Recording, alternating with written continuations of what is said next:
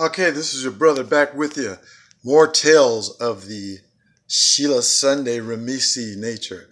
Today we're going to get into the chronicles of a woman so deluded, so out of touch with reality, so illogical, so entrenched in some otherworldly definition of womanism that she actually believes that I should respect her, I should listen to her, I should read her text, listen to her voicemails after vanishing continuously all summer last summer, many times for no reason, also vanishing all through our relationship, but that's neither here nor there. We know that people that do that are imbeciles, but we'll put the question to you. Would you trust a woman that vanished in the middle of the night on Colfax countless times, one right after jumping up and down and practically wetting her pants for a guy in Church's Chicken? I think I know what the answer is. We're going to let my friend here, Leo the protector lion. He's been a protector of musicians for many years, and I didn't have him in Denver, so he couldn't protect me from Skankosaurus, Sheila. So I got into it thinking, well, I'm maturing. I can't be temperamental all the time and judge a woman every time she makes an error. So I kind of let her slide a lot of stuff. Plus, she was approaching 60, so I just figured any horrorism that she still had left in her would naturally just decline to a point of inactivity. But we see that wasn't the case by her last actions.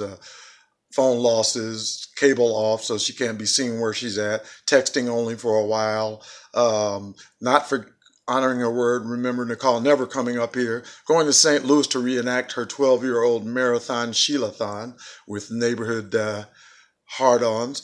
And so we just know that anything she says can't be believed. It has no credibility, so why even read the text? Plus, I don't read that language. It's some kind of sausage invitation language that she's developed with other girls, so they can be saying something to a guy right in front of you, you not realize it. I don't want to know those foul, filthy languages of those dirty hood rat chicks like Sheila. So I couldn't read the text because I can't understand that language. That's what she used with the guy in the car, which is the story we're going to tell today of how she reduced herself from a respectable elder to a lowly Colfax curb offering service chick in just a few moments by not shutting her long-winded, toilet, vulgar, sexually active mouth. But we're going to let Leo tell this story. I'll tell you, that language, man, I don't know what she was saying. But most likely it's the same. She never changed. Evasion, cowardliness, inability to be remorseful and live up to and change and alter her way of thinking so that she's presentable as a woman instead of a food-begging, orphan-like, whorish, slutty street tramp. She just can't abandon it, so she stands on it because that's the way she lives. Okay, so that's fine. I'll let her go. I just pretty sure that she was boing banging one of my friends, so that's the reason I decided to expose her, because she insinuated that by sending me a text about getting screwed and loving it while we were still talking from a 323 number. It was the first time she'd ever used it. So she's one of those real spiteful, tit for tat, revengeful, deceiving, not non-believable, but the narcissist changes with every person. So she's believable, especially with Captain Save-A-Holes, even one of my brothers. Oh, you're sick, blah, blah, blah. Yeah, okay. But now it's uncovered on YouTube. Women are warning us against evil, deceptive, manipulating, cowardly, groin catcher, stuffer chicks like Sheila. So, Mr. Lion, how are you? He doesn't say much, but he's always there. He protects musicians from groupies like Sheila. She groupie for some Mick Jagger-like drug addict. And she brags on being sober but can't tell an addict and goes and runs up to him. Then her excuse was, would you believe a woman is faithful and that really cares about you if she says, he wouldn't let me go? That right there gets her in the Hall of Fame of dimwits. He wouldn't let me go. He doesn't have legs, doesn't have a mind. So a stranger controls her in a few minutes, like the story the lion's going to tell. So now, Lion, you were there. No, you weren't there, but I came right and called you and told you the story. What exactly happened that day? Well, we picked Sheila up, me and this crackhead guy who was married on AWOL from his woman. We picked her up so she could ride with us. She didn't know him. I let her sit in the front. I thought it was a thing of respectability, and now I know you can't let those types sit in the front with a guy they never met because they look down on his groin and see how big it is and they just go ape wild. So immediately she starts conversating with him for no reason, and all jittery and nervous and probably wet on herself, and offering him dates and acting like she'd never eaten before, like an orphan. Maybe she was raised in an orphanage, and it was like, please, sir, can I have some more?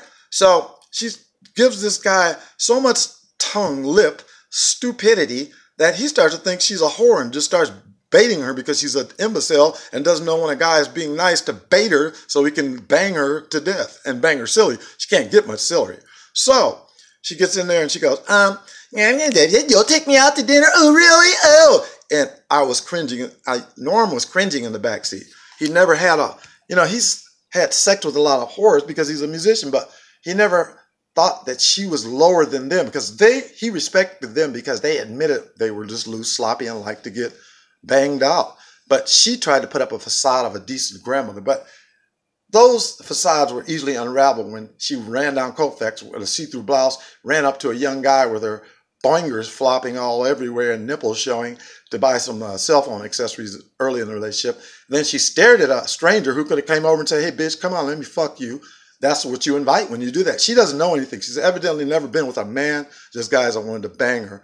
And her brothers and family never trained her, so she's just out there like a total numbskull. So she gets in there and she's just so loose and just talking and just yapping for no reason. She should have shut her silly toilet mouth and act like a trained dog instead of an uncivilized dog in heat. So she's giving this guy Norm's back there cringing. Oh my God. The idea that, hey, just stop the car and I'll unzip you and start lip creaming you, lip milking you. But this guy picks up on it. But he's so desperate for drugs and he's trying to get some money and his wife, he's on the run. She never stopped to question, is he married? Is he a serial rapist? Does he have VD?